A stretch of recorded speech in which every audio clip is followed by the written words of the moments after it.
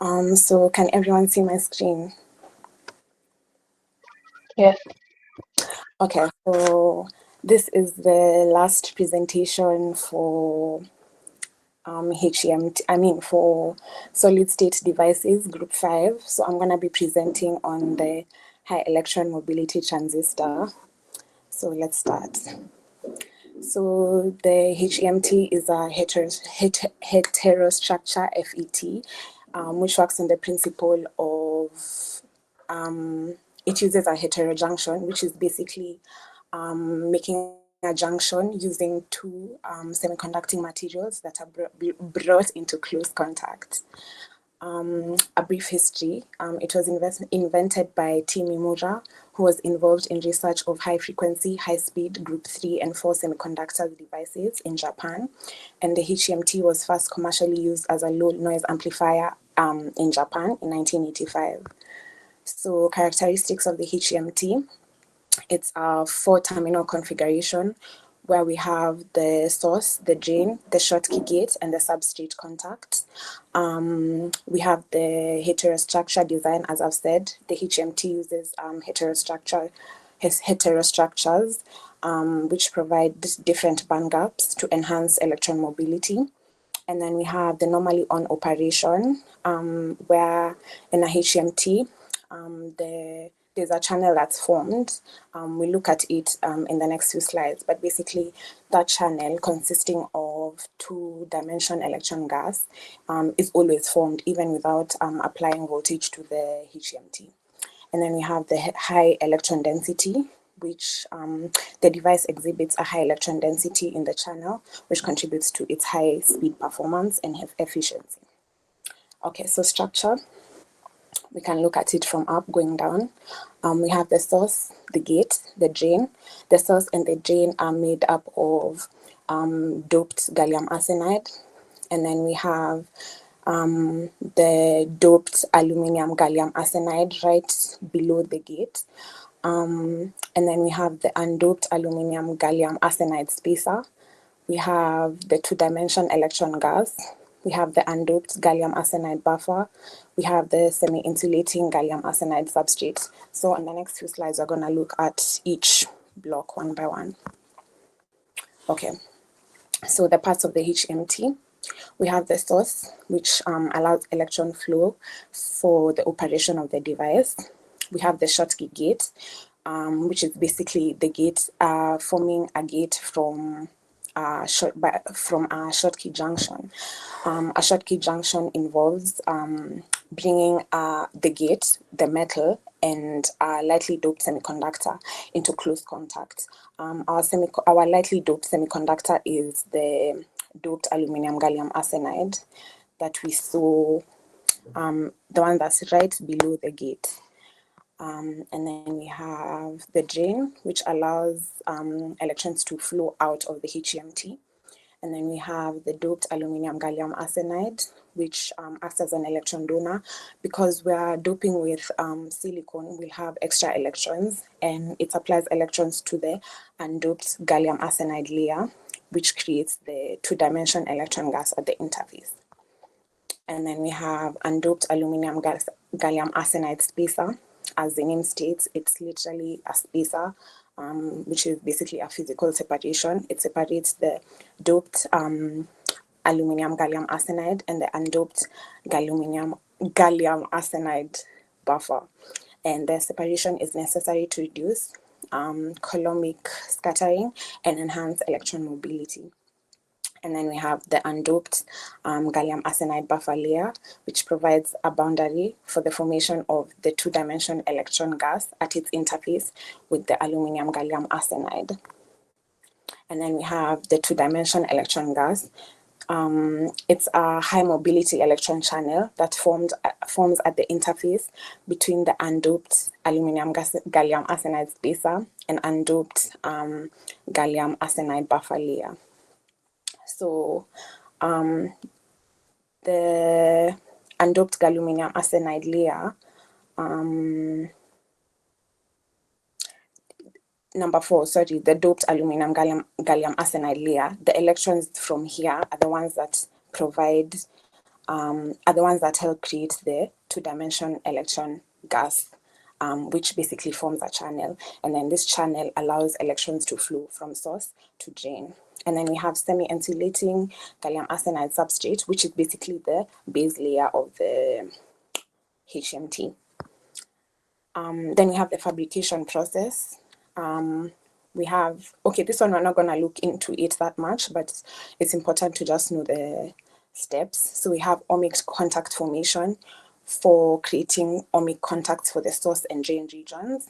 And then we have opening the gate windows, where we open windows in the dielectric layer to expose the area where the gate will be placed. Then we have selective dry etching, where we shape the gate region by removing specific layers. And then we have gate metallization, where we deposit metal for the gate electrode to form a Schottky contact.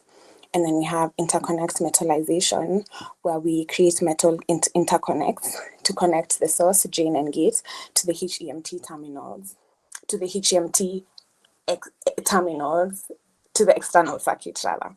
Sorry, yeah. So principle of operation. We have, as I said at the beginning, the HMT is works on a normally on basis. So it's always on even without applying an external voltage to the HMT. So now step one is formation of the two-dimension electron gas. The aluminum gallium arsenide layer is doped with silicon, which provides free electrons, and the electrons move towards the interface to form the two-dimension electron gas. And then now when we apply a voltage on the Schottky gate, we create an electric field which controls the number of electrons in the two-dimension electron gas. And then we have source and drain connection, where after we apply voltage onto the source and drain, electrons are allowed to flow from source to drain via the two-dimension electron gas, which we had said is a channel basically. And then we have number 4, controlling current with the gate. When we adjust gate voltage, electron density in the two-dimension electron gas changes, and this effectively controls current flow from source to drain. Last but not least, the applications. So basically, the HMT is applied in situations that require high speed, high frequency, and low noise. So this is necessary in cases such as small signal amplifiers, power amplifiers, oscillators, and mixers. And HMTs are ideal in these situations because they can operate at frequency of up to 60 gig due to the high speed switching and low noise. And then we have radio frequency design applications, where HMTs are used in cellular telecommunications, in direct broadcast satellite receivers, and any other radio frequency application that requires low noise and high frequency performance. Yeah, so that's it. If you have a question, you can let me know. Otherwise, yeah, I'm done.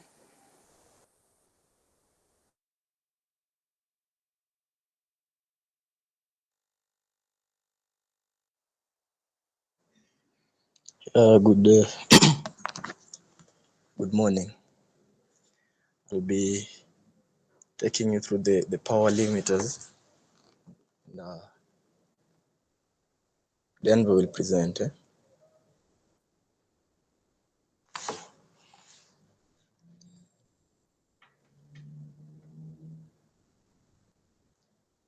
Yeah, so the power limiters are a passive microwave device, and as described yesterday, we learned that these passive devices are the devices in microwave systems that do not need power to operate. So the power limiter, from definition, is a type of microwave device that's designed to protect sensitive components from excessive power levels, which can occur due to strong external signals or malfunctions. So the devices that need protection in this case are the receivers, the mixers, and amplifiers. So basically, the receivers are always very vulnerable because you see at times the signal that's getting into the receiver is really a signal of high power. But basically, that high power is very destructive to the receiver. So we need a power limiter in that case to reduce this power or reflect it rather or attenuate it so that the power that gets into the receiver is basically just enough to keep it functioning. We've got three types of power limiters. These are the pin diode power limiters, the ferrite power limiters, and the gas discharge power limiters.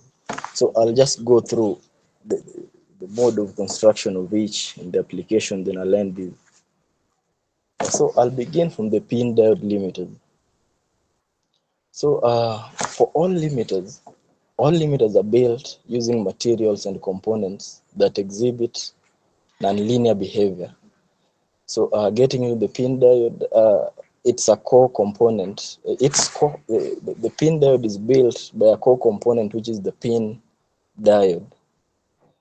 The pin diode in this case has a wide intrinsic layer sandwiched between a p-type and an n-type semiconductor.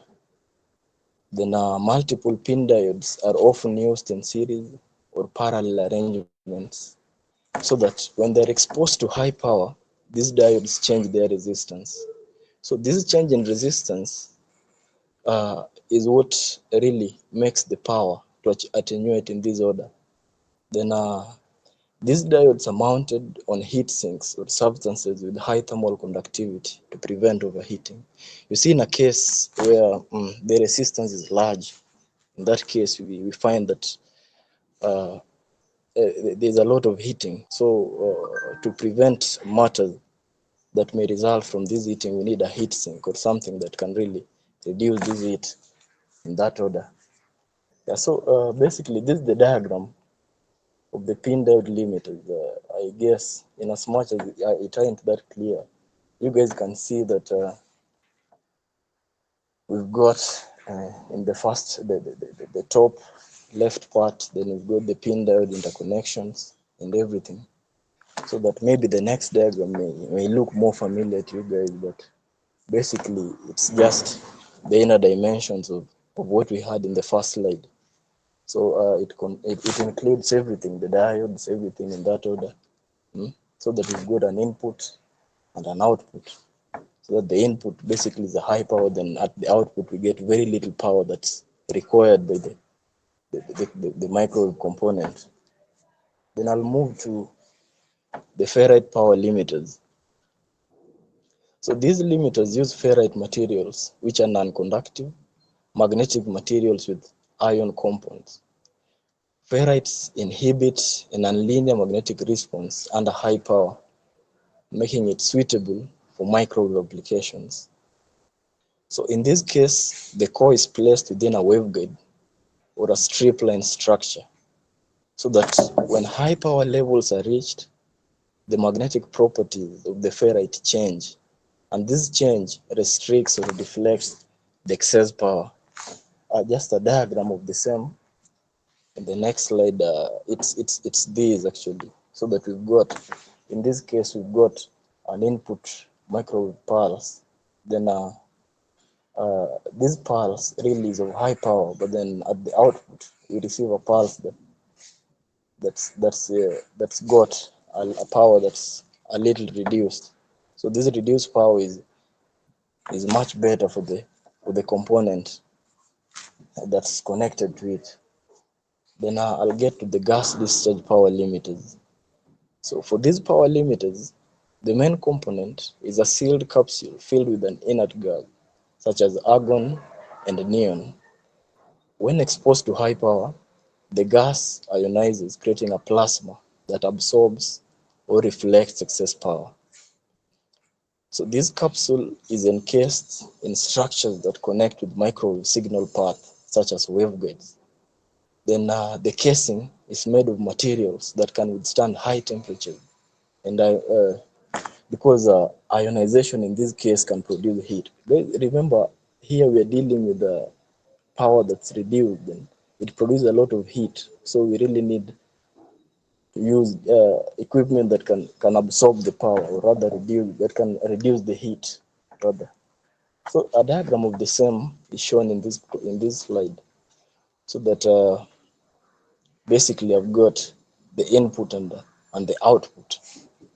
Yeah, then I'll just move to the next slide and get into the mode of operation of these limiters. So the limit operates by automatically controlling the amount of microwave power passing through it to prevent excessive levels from reaching sensitive components. Remember, the sensitive components that I talked about were the receivers and the mixers, just to mention a few. So they basically work by leveraging components that change their behavior when exposed to high power levels. So the mode of operations of this device can be looked at from two different angles, and these are the angles that I'm getting into in the next slide. We've got the normal operating mode and the limiting mode. Speaking of the normal operating mode, is a case where basically the sensitive devices receive normal power, just the required amount of power, so that the limiter doesn't do anything. So in this case, when the incoming signal is at or below a safe power threshold, the power limit allows it to pass through with minimal attenuation or loss. This ensures that the signal integrity is maintained and sensitive components receive the signal at a suitable level. So this normal operating condition, just as I said, basically is the low power condition. Then the second condition, which is the limiting mode, occurs on a high power condition. So when the incoming power exceeds a certain threshold, the limiter enters the limiting mode. And at this point, it restricts or attenuates power, ensuring that only a safe amount reaches the downstream components. So actually, this is what results in the protection of the components that are described as the downstream components. On to the next slide. So I'll just check the mode of operation of each of them. Remember, I said that we've got three types of power limiters, and the first was the pin diode power limiter. So I'll begin from that. So its mode of operation, basically I'll categorize into three, so that we've got the low power. At the low power, the pin diodes in the limiter act like a low loss path, allowing the signal to pass with minimal attenuation. Then at high power, when the power exceeds the threshold, then as the input power rises above the threshold, the pin diode's resistance decreases effectively, creating a short circuit. This increased resistance either absorbs or reflects the excess power, limiting the signal that passes through. So basically, this results into the protection that I was talking about. Then we've got the self-adjusting behavior. The pin diode's response is instantaneous and self-adjusting, meaning it will return to low resistance as soon as the power drops below the threshold. So I'll move to the next slide, which is the ferrite power limiter. So that in this case, its mode of operation will be categorized into three as well. So for low power, in the absence of high power, the ferrite materials allows microwaves to pass through freely. Then when the power is high, when the power level rises, the ferrite materials become magnetically saturated due to nonlinear magnetic behavior, absorbing or reflecting the excess power. Then the energy dissipation that occurs in it, because we know when we've got a lot of heat that's produced here, the ferrite limiters dissipate energy as heat within the ferrite materials or redirect the signals depending on the design. This protects downstream components from excessive signals. Then I'll look at the last power limiter, which is the gas discharge power limiter. For low power, the gas remains non-conductive and the signal passes through with minimal interference. At high power, the gas ionizes and becomes conductive. This plasma either absorbs the excess energy or reflects it away from sensitive components. Then we've got the self-recovery mode. Then once the input power decreases, the gas deionizes and returns to its normal non-conductive state, ready for the next potential surge. So this process continues. Then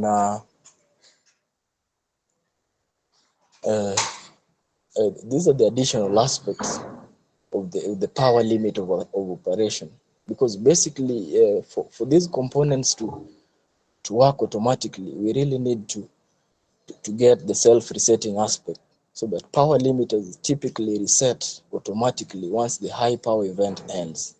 This means that once the signal levels falls below the threshold, the limiter returns to its original low state, allowing normal signal transmission. Then we've got the frequency range. Remember that we're dealing with the microwave frequency. Power limiters are designed to operate within a specific frequency range, ensuring they provide effective limiting across the intended bandwidth. However, outside this range, their performance may degrade, impacting their protective functions. So on to the next slide. Another important aspect that we really need to look into is the response time, because these are matters that occur almost instantaneously, meaning the response times needs to be high enough to ensure that the protection is maximum. So it is very crucial for fast changing signals. For example, pin diodes and ferrite limiters typically respond very quickly to rising power levels, making them ideal for applications with sudden surges such as radar and satellite communication. So on to the next slide, I'll just look into the applications of this power limiter. Yeah, so the application areas that we've got are the radar systems. And for the radar systems, the limiters are used to protect the receiver from high power pulses generated by the transmitter, especially if the pulsed radar setups where the transmit and receive function share the same antenna. So basically, I guess you people know how radar systems operate. That there's the signal is reflected back and received by the receiver in this case. So this receiver basically, at times the signal that's reflected back has really got high power and it's destructive to the receiver. So it needs to be attenuated to the required levels. Then we got in satellite communications. So basically in geostationary satellites, power limiters protect the receiver from high power signals in the vicinity. This helps maintain signal integrity and prevent overloads that can distort data.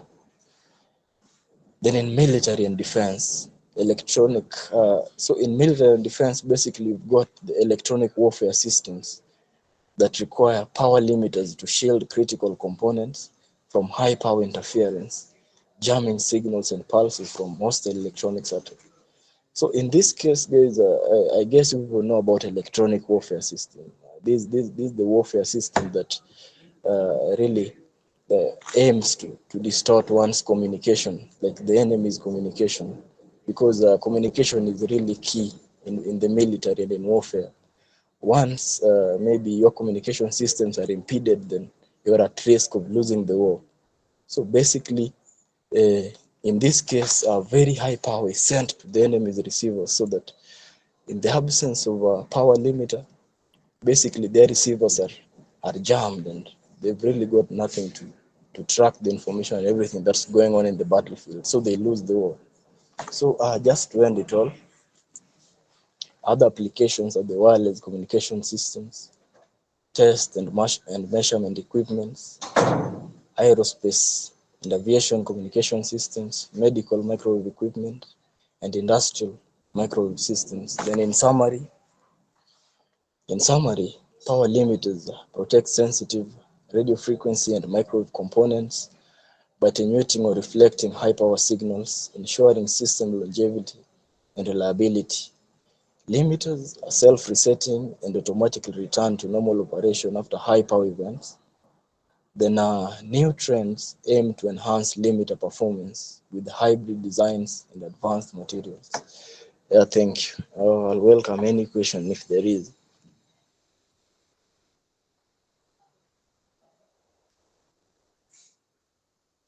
So in case there is none, maybe I'll welcome the next presenter.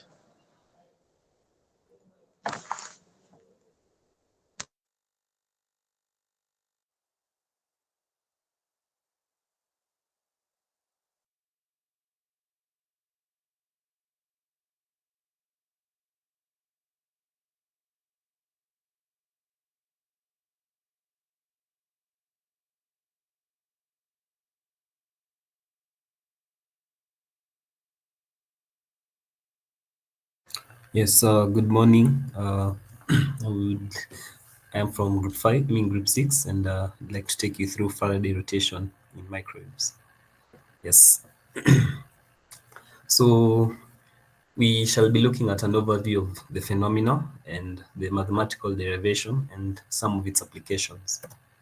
Yes, so Faraday rotation is a magneto-optic effect where the polarization plane of a microwave rotates when passing through a magnetized medium. Of course, its discoverer was Michael Faraday, and it occurs mainly when a polarized wave or a microwave propagates through a dielectric material under the influence of a magnetic field. It is mainly used in non-reciprocal microwave devices like isolators and circulators. So when we have an electric field denoted by this equation here, we see that once it passes through the medium, it decomposes to its right hand circularly polarized and left hand circularly polarized components. And each component can be classified according to these equations here, whereby K plus and K minus are the propagation constants for each component. So therefore, as it passes through, as this polarized wave passes through the medium, there are some changes that it undergoes, and one of them is the phase difference. The phase difference between the right hand circularly polarized and the left hand circularly polarized waves after traveling through the medium of length L is given by this. This is now the change in phase, whereby it is affected by the two constants of propagation, which is varying according to the length, which is the length of the medium. In addition, the wave also undergoes rotation. The rotation is the rotation angle that is denoted by this beta here. I've written it as theta in my presentation. However, the polarization rotation angle is half of the phase difference. Yeah, where V is the Vardet constant. This Vardet constant is actually depending on the material of this dielectric, and it also varies according to the magnetic field strength, and L is the length of the medium. So we'll see that the rotation angle of this Faraday rotation will mainly depend on what material is going to be used in either an isolator or a circulator in our slides there ahead. So therefore, if we have a material with a high Vardet constant, then we shall see that the wave will undergo a bigger phase difference and will undergo a bigger rotation. Yes, so as I have already mentioned that there are several factors that are affecting the Faraday rotation, and of which we have mentioned the magnetic field strength. A higher magnetic field strength will result in a higher rotation. In addition, the Vardet constant, as I mentioned, and we also have the frequency. The Vardet constant varies with the frequency. Yes.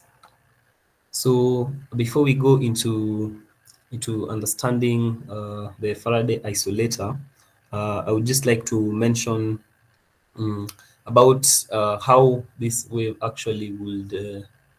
Sorry, I would just like to expound a bit more concerning this. We see that in circularly polarized light, the direction of the electric field rotates at a frequency of the light, either clockwise or counterclockwise. In a material, the electric field causes a force on the charged particles comprising the material. The motion thus affected will be circular and circular moving. and the circular moving charges will create their own magnetic field in addition to the external magnetic field. Thus, there will be two different cases. The created field will be parallel to the external field for one, and in the opposing direction for the other polarized direction.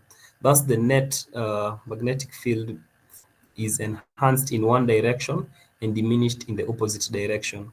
This changes the dynamics of the interaction for each beam, and one of the beams will be slowed down more than the other, causing a phase difference between the left and the right polarized beam. When the two beams are added after this phase shift, the result is again in a linearly polarized beam, but with a rotation in the polarized direction. So as you can see that because of this interference with the magnetic field generated by the wave itself and the existing magnetic field, we will have a phase difference between the right hand polarized and the left hand polarized, which will then result in an angle of rotation. Yes. So therefore, we can go into the Faraday isolator. I believe Davis had covered a bit of this. However, the Faraday isolator uses Faraday rotation to protect devices from reflected signals. As Gray has mentioned that in addition to the power limiter, we can also have a Faraday isolator that will help protect these systems from, let's say, the jamming signals. So it allows signals to pass in one direction and blocks in the reverse. It consists of a ferrite rod in a magnetic field, and the polarization rotates by 45 degrees through the medium. So as you can see, as the wave is moving in the forward direction, we have the Faraday rotator here that will rotate the wave to actually pass with a 45-degree angle. As you can see here, there are actually there's a medium that is being used, and the wave will only allow waves that are going to pass into these openings. And then after it is rotated by 45 degrees, then it can be allowed to pass through the medium here that is actually having openings that are aligned to 45 degrees, and therefore the light will now pass through. The light or the polarized wave will now pass through. And in blocking in the backwards direction as well, there will be no light that will pass through. And once it is since no light can come through the medium here, then it means that it shall not be able to actually undergo the Faraday rotation. Yes. So the output polarizer aligns with the rotated polarization. So then we have the Faraday circulator. Faraday circulator directs microwave signals between ports in a specific order. It uses Faraday rotation to route signals non-reciprocally. It also rotates polarization by 45 to 90 degrees. It also prevents back reflection and improves signal flow. It is mainly used in radar and communication systems. Yeah, so the operating principle of Faraday circulators, it's also based on the Faraday effect, which I've explained earlier, and it uses the Faraday rotator with 45-degree rotation mainly. Yeah, so yes. So in conclusion, Faraday rotation is a critical phenomenon in microwave engineering. It enables non-reciprocal devices. The mathematical derivation shows the dependence on the magnetic field strength, the Bardent constant, and the length of that device. So the key applications, as I've mentioned, are the isolators and the circulators, and it is essential for protecting sensitive equipment and ensuring signal directionality. So thank you very much. That was my presentation. Are there any questions? Yes. Yes, Sam. Yes. Nice presentation. I had a question.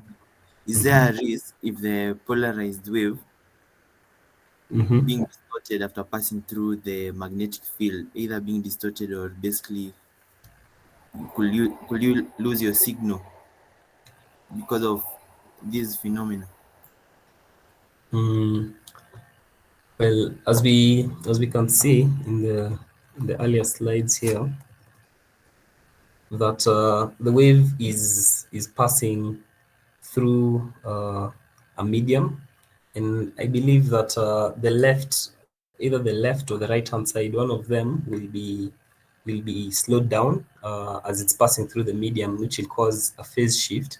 However, if you can actually calculate and know by how much it will phase shift, then the output signal will be slightly distorted in terms of its phase based on how much, or the magnetic field or the Vardet constant, it will be distorted according to a certain amount in terms of its phase, and therefore you will have a signal at the output, not exactly as the original, but it will be changed in phase according to this effect of the Faraday rotation. I don't know whether I've answered your question well. Yes, and the magnetic field, is it a constant one or a fluctuating one?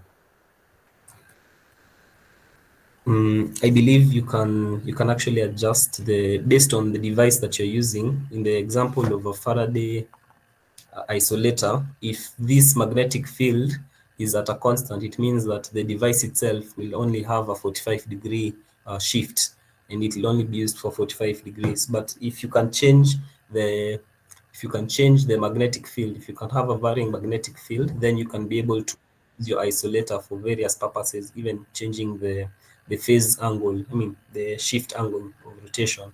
So it depends on which device you're having, and if it has a varying magnetic field, then it may have more functionality than just a single angle of rotation.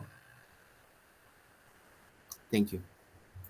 Yes. So thank you. I'd like to invite the next presenter. Hello guys, I hope I'm audible enough. I'll share my screen.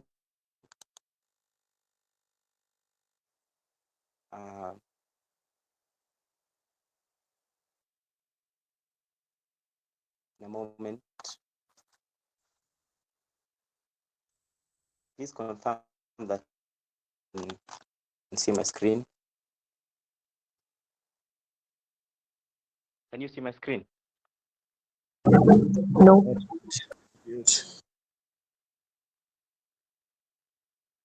Can you see my screen now?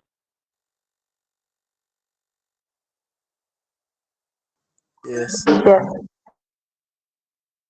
All right. I'll get into it. This is the introductory part. Group 6, we were presenting microwave devices, and mine was to present the phase shifter ferrites. We have dielectric ferrites and phase shifter ferrites, but mine was ferrites. So this is the introduction. I'll go to the next slide.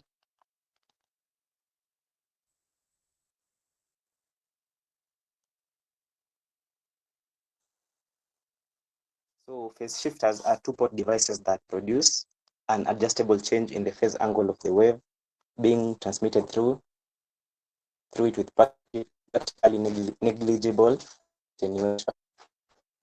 They should be perfect match to the input and right ratio. So using the formula for constant gamma equals alpha plus d beta, the attenuation should be 0. So basically dealing with the propagation, with the phase shift coefficient, the beta.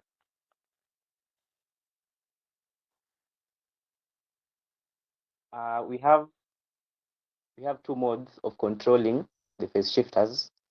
Phase shifters can be controlled mechanically or electronically. So mechanically controlled phase shifters are analog in nature, and the electronically controlled phase shifters, they employ pin diodes switches. My brother Gray addressed the pin diodes, so I won't go deeply into that. The main these electronically controlled shifters is in the phase array, and look at in the next slides.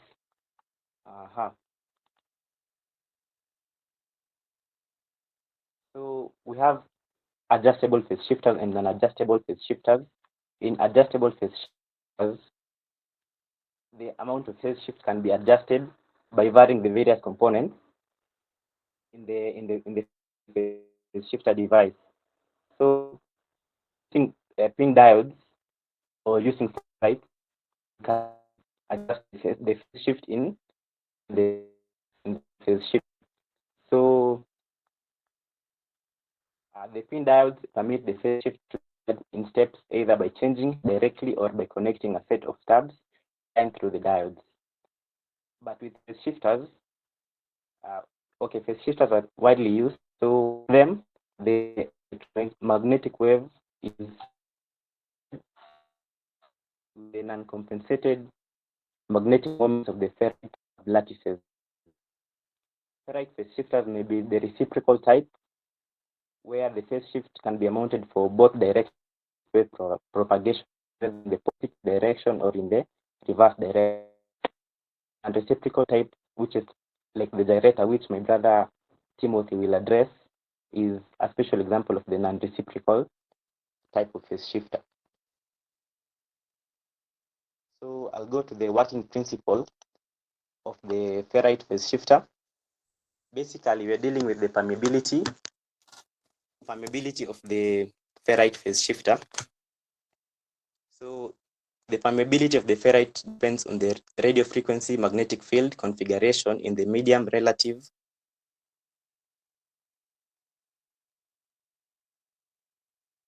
I'm getting messages in the chat that my network is unstable.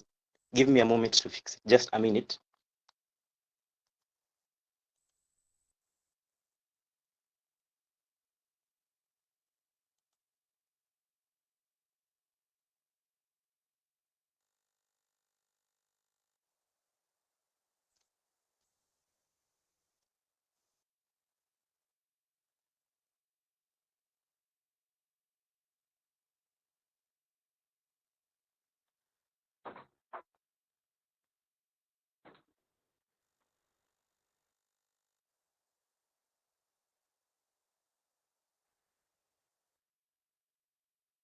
A moment, I want to share my screen again.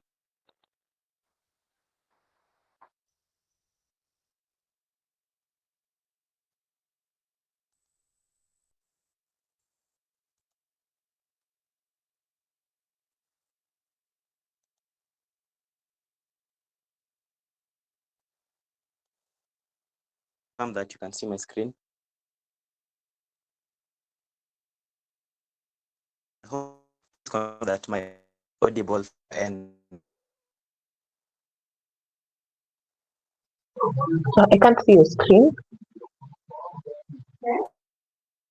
you can't see the screen. I think it is phase shifted.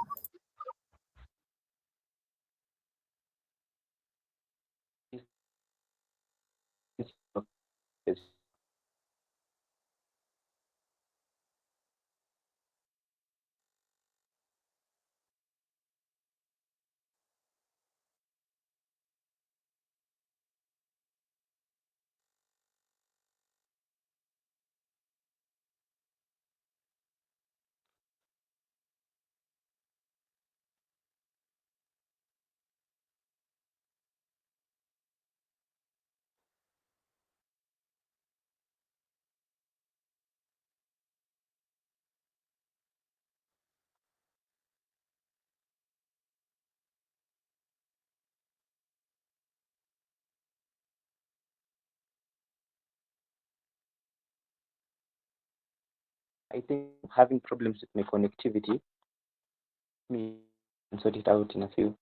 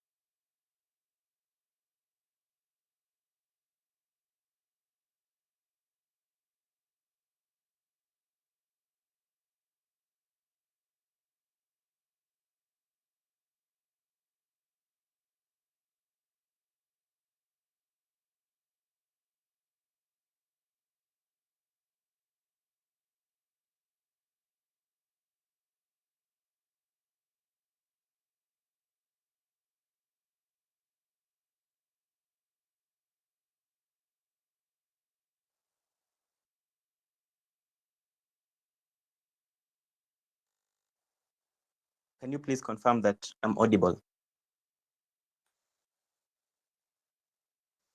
Yes, you are. I'll share my screen.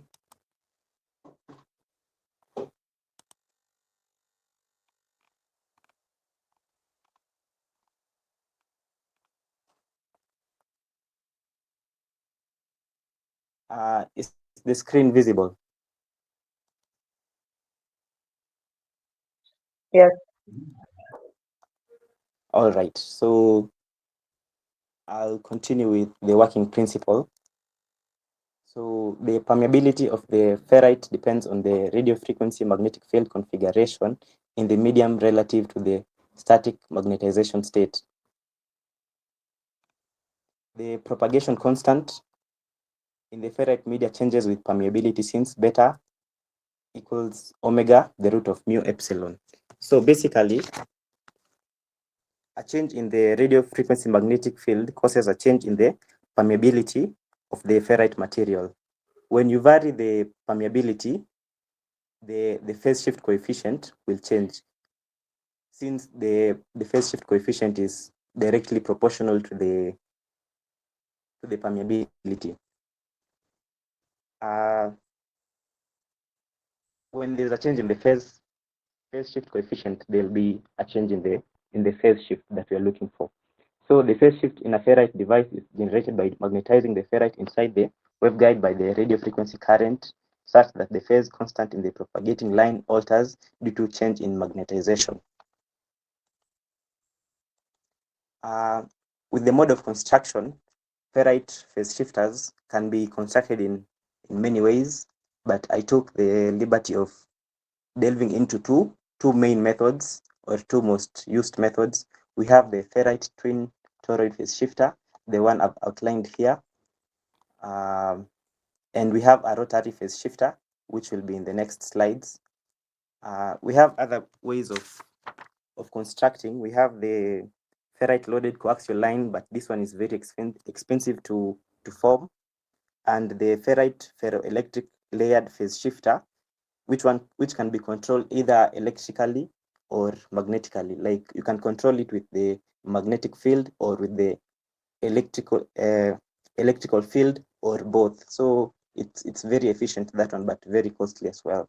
So this is the ferrite twin toroid phase shifter. This one has two toroids, this toroid and this one, and they are separated by a dielectric spacer. The toroids are like rectangular waveguides, and through them the radio frequency current passes through.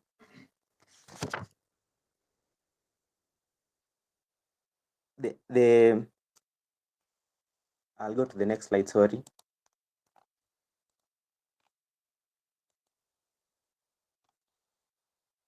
So the operation of the twin toroid phase shifter, we have a positive phase shift and a negative phase shift, and the entire difference, which is the B plus, which is due to the radio frequency current in the clockwise direction, and the B minus phase shift, which is due to the radio frequency current in the anti-clockwise direction. So their difference will give you the phase shift, and the total shift will be their difference multiplied by L. Like phi, which is the phase shift we're looking at, is given by beta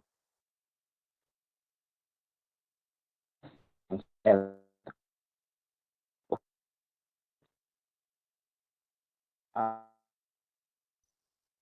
We also have another realization of the ferrite phase shifter. So this one is mostly used in microwave instruments. It constructable, the half wave plate to our wave. So I'll show you the drawing in the next slide. So this is the phase shifter. So we have this center plate that is half wave, and these outer plates that are quarter wave.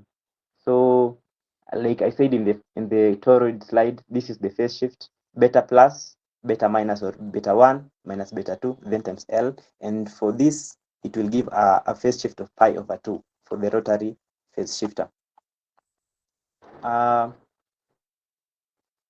This is one of the functions of the phase shifter.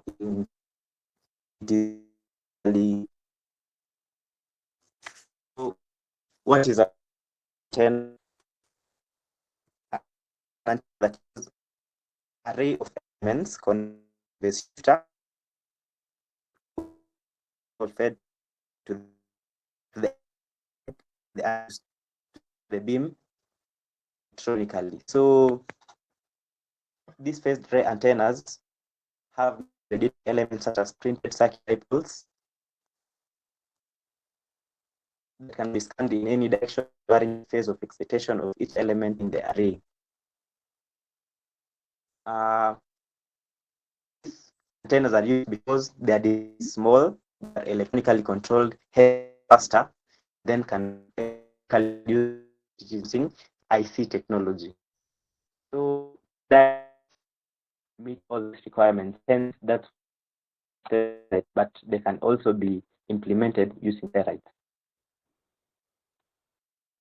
Other applications, they can be used in microwave devices, in the feeder of radio system to tune frequencies to the user's liking, in phased array antennas, as I have just highlighted, in coherent radio systems. And also, there is one notable application.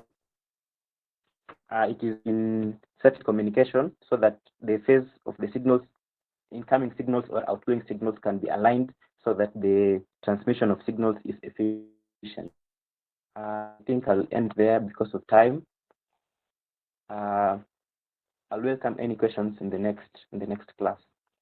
So I'll end my presentation there. Sorry for the network inconveniences.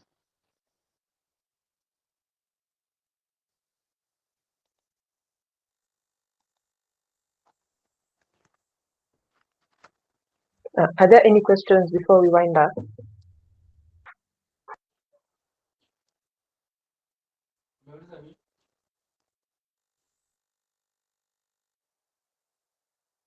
If there are no questions, we'll continue next week. Excuse me, Safin. Yes. Are you getting me? Yes, I am. I had a concern concerning the tutorial that we were given. Could there be a possibility for an extension of deadline, because the workload is too much? I don't know if you can consider talking to Prof.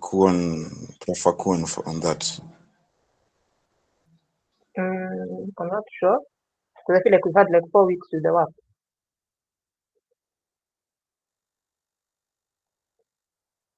Or